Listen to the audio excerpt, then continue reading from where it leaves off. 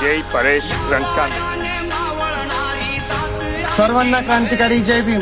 आपल्या विंचूर शहरातील भूमिपुत्र म्हणजेच जय परेश रणकांबळे हे उच्च शिक्षणासाठी कॅनडा या ठिकाणी गेलेले होते.